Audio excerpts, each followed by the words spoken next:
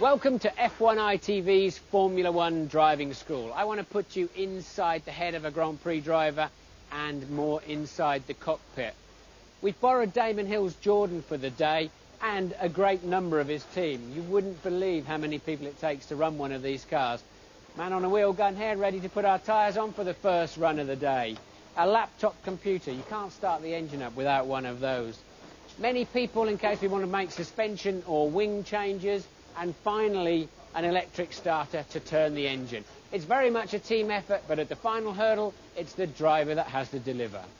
But first I've got to get in, which needs a bit of procedure. Step over the high side, both feet in, a bit like getting in the bathtub, and slide down, remembering to grab the crutch straps on your way down, otherwise you're sitting on top of them and the mechanic can't find them. Now you just have to wait a bit like a baby while somebody straps you in. There's just not enough width or elbow room to move these seat belts, and they're so tight to stop you moving around inside the car while you're out on the racetrack. You couldn't possibly do them up. So there's 6 of those to go on, but I'm already feeling part of this car. The seat, the pedals, the footrest, the padding is all designed to fit my body, and the few seconds even I've been in here, I feel part of it. I feel cosseted, I feel safe, I feel comfortable. The seat belts are done up, the steering wheel is on, and everything is set.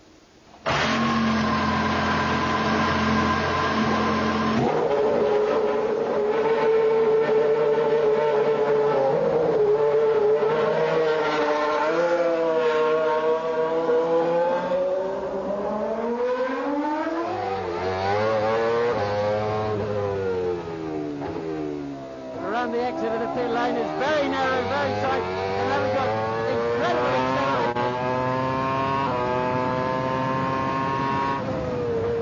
I'm braking down now to back it down, 4 gears, into second gear, take some curb on the inside and control the slide. The steering feels very light at high speed, there's not a problem. As soon as I turn it, I get immediate response from the car. Controlling the slide, we're into left field. Slide on the inside of the curb. Be patient. Okay, now I can see the straight ahead of me.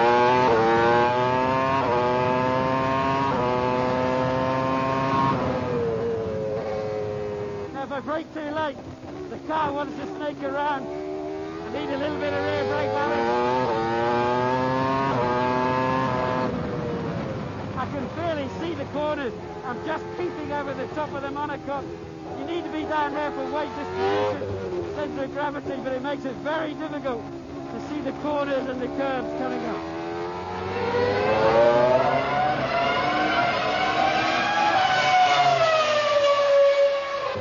You just can't believe the car wants to stick, but it gives you the feedback, it gives you the loading up through the steering wheel. You can immediately feel the drift. And as you go further and further, you're more and more comfortable in the car. The car becomes part of you. It reacts to whatever you're thinking about and what to do next. You can more or less think the car around the circuit. Very small movements. The smoother you are with the car, the better it handles, the more it gives you back.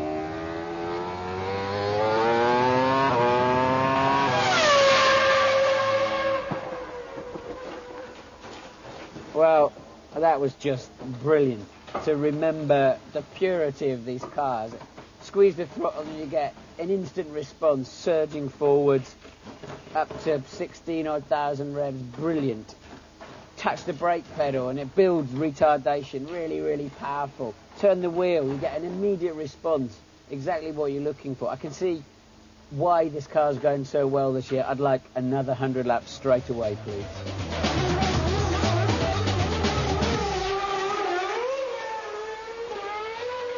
Welcome to the grid here at Silverstone. Now the start is often your best chance of overtaking in Formula One and of course of losing places too. Go! Good start by Mika Häkkinen. He's through, he's past Schumacher and Coulthard. Terrible start for the Ferraris. There's over 17,000 brake horsepower waiting here on the grid as the 22 cars line up to depart. It's a technical procedure and as ever not quite as straightforward as it first seems. I'm coming onto the grid now, down to first gear, take neutral, There's my number on the side of the racetrack. There's where my grid slot is going to be. Pull in towards the white box. Line the front tyre up with the yellow line. Basically, there's three ways of getting these cars off the line. The first one is what I call granny leaving the supermarket. Minimum revs, minimum wheel spin, and unfortunately a big chance of stalling the engine.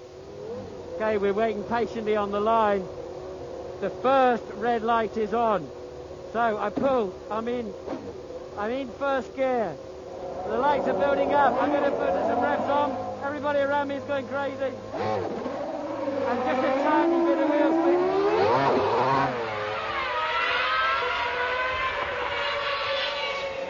Option 2, the boy racer. All the revs on the rev limiter, drop the clutch, spin the wheels, 50 quid's worth of rubber on the racetrack. Looks good, feels good, sounds good, but it's not the best way.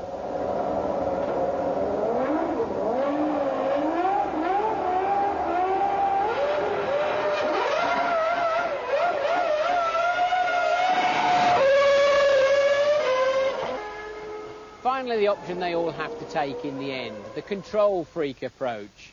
Around 10,000 RPM from the engine, drop the clutch, a little bit of wheel spin, blend out the throttle, control that wheel spin, hook the rear tyres up and go. It's the best way in the end. I take first. Yes, I've got first. Trying to put 12,000 revs on. There's the lights. Are we ready to go? There's a nice little bit of wheel spin. Control the throttle.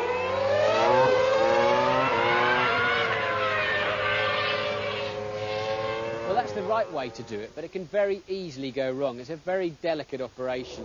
Into first gear. Yes, I'm happy. Have I got enough revs on? Everything's going crazy around me. Oh, no. You may say, how can these highly paid drivers stall their engine? I don't do that, but it's surprisingly easy to do in a Formula One car.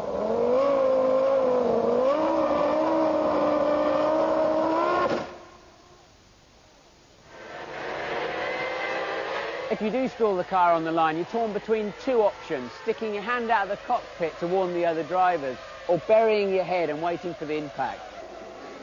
But there's even more to this starting business than that. There's so many other factors. How hot is the track? How sticky are your tyres? How much downforce are you running? How much fuel have you got in the car? Is it on an uphill slope or a downhill slope, the start line? You just have to get a feel for it to get it right.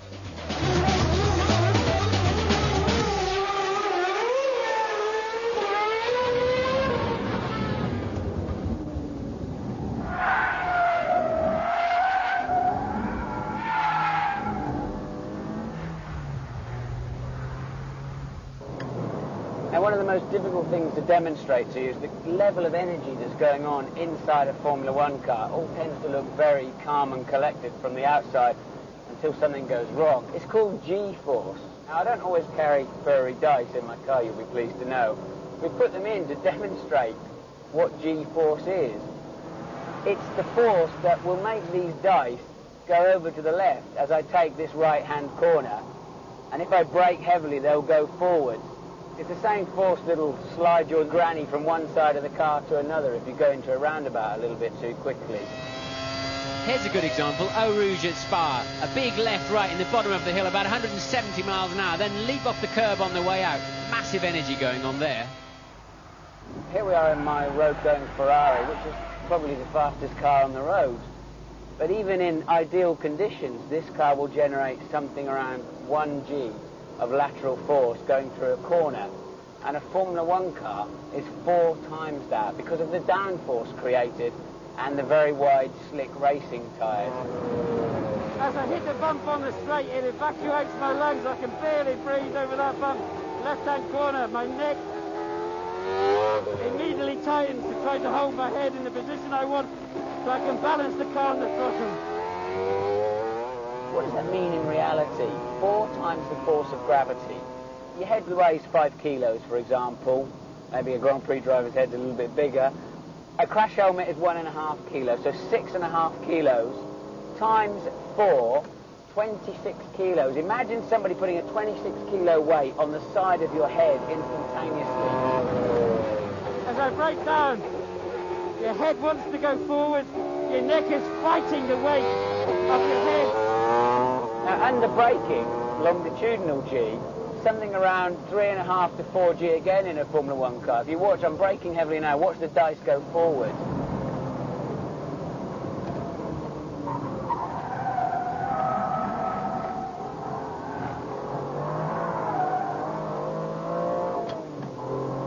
I've had it on a coolish day where you get little drops of water in the corner of your eye.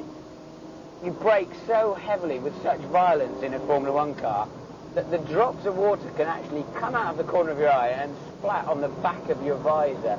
That's some pretty serious stopping power. Worse than that, your internal organs are also subjected to the same forces as our furry dice hair.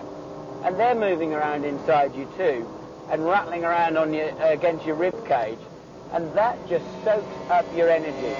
Here's a good example of those energy levels here at Silverstone in just 2 corners. Heavy braking into Abbey Chicane around 3.6G, leaping across the curbs, a lot of accelerative forces into Bridge Corner, don't lift the throttle, 4 lateral G. Let us try and put this into perspective, using the Ferrari as a reference point. Jim Vale, the team manager's driving that, 0 to 60 in 4.3 seconds, a top speed of 200 miles an hour. I'm going to accelerate the Jordan up to 100 miles an hour and brake down to 0 long before the Ferrari makes it to 100. Let's look at that one more time. Both cars spinning their wheels off the line. The Formula 1 car digs in up to 100 miles an hour. Hit the brake pedal now. Under 8 seconds. Brutal. Well, we couldn't find anywhere to hang the furry dice in this, but I hope now you've got a much better understanding of the forces at work in a driver's office.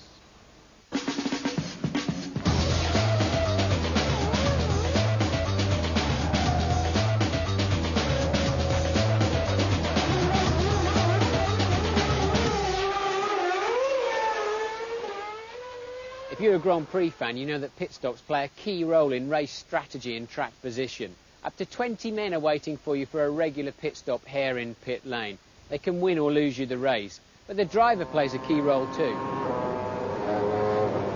Second gear across the cross a little bit. Bring it to the inside balances in this time, so we must be quick through that pit lane. Pit lane. Incredibly tight, but this is part of the race, so we've got to get through here as quickly as possible. There's the speed line. Okay, I'm heading towards my name at 120 kilometres an hour. Remember, that's faster than Michael Schumacher when he hit the wall. Okay, I'm hitting neutral, holding my foot on the brake, holding the wheel straight, keeping the revs consistent. In gear it says, and we're away. Up to the limiter. Where's the line? There's the white line and away. Tight corner, full corner, control the slide. Well, I was satisfied with that stop, but it doesn't always work so well. Here's a Jordan and a Williams pitting at the same time for race position. The Williams skidding into the pit lane, but no problem for their mechanics. Now, who's going to get away first? Clearly, it's Ralf Schumacher in the Williams. A slight problem at the back of the Jordan, and track position has been gained. But there can be other problems too. Here's some driver error from David Coulthard, arriving too quickly in a slippery pit lane, skidding past the pits. Everybody has to move. The wheelmen, the fuel men. It adds 5 or 6 seconds to the stop.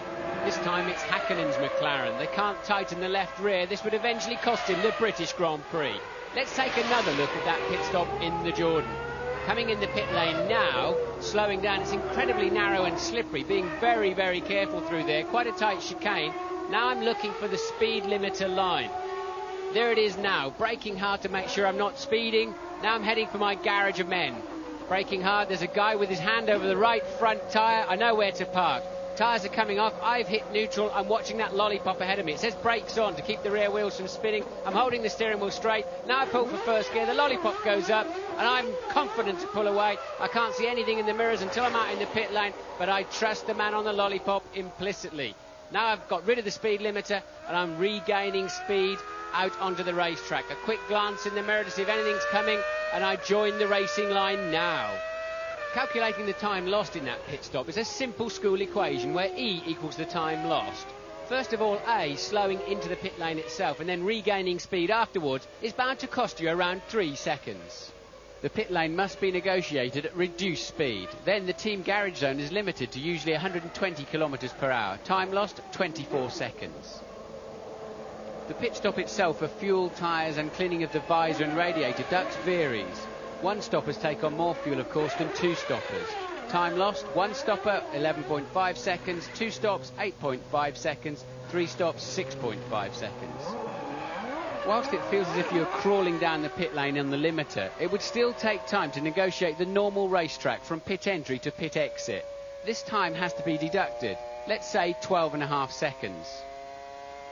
So for a two-stopper, the total time lost for each pit stop is A plus B plus C minus D. In this case, 23 seconds. In a 60-lap race with two scheduled stops costing a total of 46 seconds, the car must be more than 3/4 of a second per lap faster due to reduced average fuel load and fresher tyres to be advantageous. That's relatively easy to achieve, providing there are no problems. It's pressure time for the mechanics. Your life is in their hands. They must get those wheels on properly and, of course, get the fuel on board. As the car heads down the pit lane, they're all thinking, have I done my job properly? Well, that's the theory, and it's very much teamwork, of course. You're sitting in the car. There's so much action going on around you. It's difficult to know exactly what's happening. You feel like the race is passing you by. 8 seconds will never seem longer.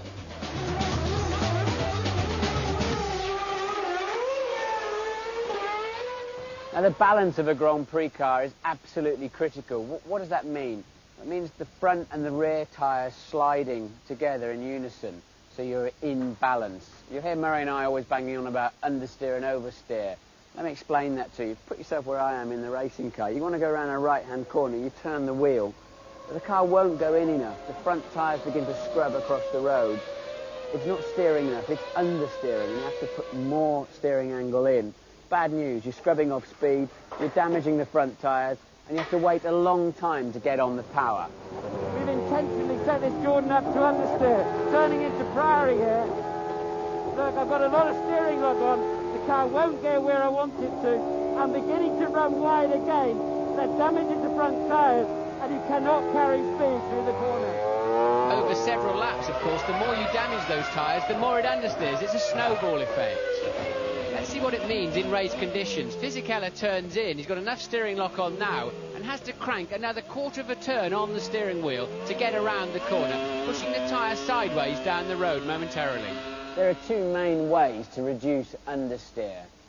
Aerodynamically, lower the car a little bit to pick up downforce, or just simply add angle of attack to the front wing, generating more aerodynamic downforce. Track conditions can vary during the race. Watch the Jordan mechanics alter the front wing of Damon's car to change the balance accordingly.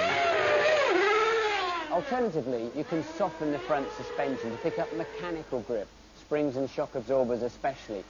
Anything to give the front tyres more grip, or you can do the opposite and give the rear tyres less grip.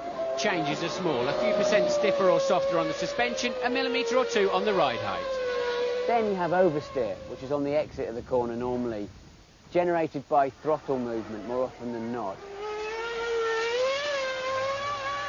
Again, let me put you where I am behind the wheel.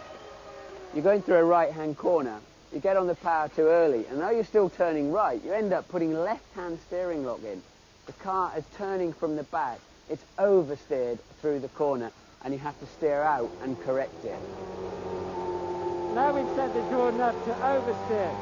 That means the back end's going to be too lively. I've got to be careful on the throttle. If I get on the throttle too early, the back is going to slide. I have to correct immediately.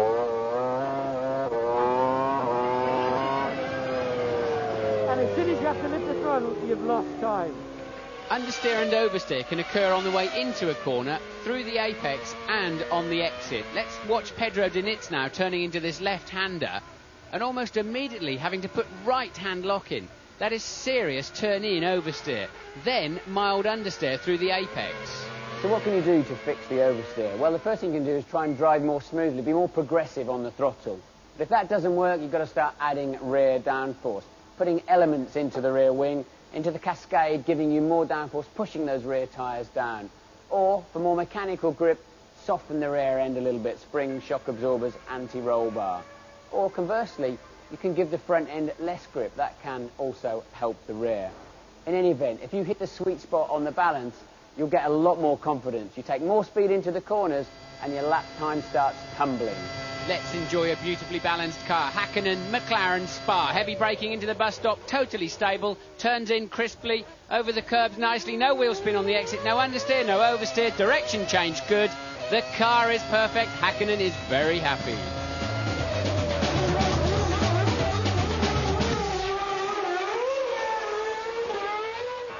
Formula One cars will spin off for many reasons, and here's a few of them. Punctures, suspension failure, rear wing collapsing, or simply the driver trying too hard. Well, let's all admit it, we actually enjoy watching the cars spin off the racetrack. Why does that happen? Well, there's two ways you can spin a Formula One car. The first is on the way in. You arrive too fast, too deep, too late on the brakes, and you go flying off the road. Well, we've set the Jordan up to be a little bit happy as we go into this right-hander, just to demonstrate how easy it is to spin. I got on the brakes too late, the back end of the car's come round, and there's nothing I can do about it. As soon as the pendulum swings, you're going round. Watch the Minardi driver arrive too late, on the brakes still as he's turning in, and he's facing the wrong direction. Villeneuve in the BAR at higher speed doing exactly the same thing. Ralf Schumacher trying to outbrake up the inside on the dirty line, and again he couldn't hold the bag. Now let's watch this Jordan another time. Right-hander ahead of us, but I'm too late on the brakes now, and it just spins round. Very little warning when that happens. Let's see that from on board behind the steering wheel. And again I'm going to brake too late, but usually it's as you downshift it just finishes it off. There's just not enough grip on the rear tyres, and round she goes. I managed to grab a handful of clutch, so I'm still in the race. I'll turn the car around and carry on. So assuming you made it into the corner, you've still got to get through the exit. You've got a fantastic amount of power underneath your right foot, but you have to be careful with it. If you abuse it... Tweak it a little bit too early, and you'll find your engine overtaking you as you're pointing the wrong way down the racetrack and your competitors sailing past. And Rubens Barrichello, of course, knows as well as Mika Hakkinen what the Finn is going to try. And he tries right up behind Rubens Barrichello. Oh, he's going to spin. He caught the white line on the inside. Mika Hakkinen has shot himself well and truly in both feet. Well, that looked good fun. Let me have a go, Mika. Eddie Jordan's not watching. The tail end stepping out already. Now I'm going to get on the throttle. And the car spins round amazingly quickly. But as soon as it starts turning, your focus goes to getting it lined up, ready to continue down the racetrack. Well, I did that for you all by myself, with the track to myself. But imagine if you're wheel to wheel with another car, or it's wet, or there's gravel or oil on the track, it becomes even more easier to do that. But you know, you've got to spin from time to time, otherwise your mechanics think you're not trying hard enough. A little bit of fun for me at the end of the day, before we put the car away, just enjoying the power of a Formula One car. Our thanks to the Jordan team, and I hope this series of Formula One Driving School has given you a greater insight into the world of the Grand Prix driver.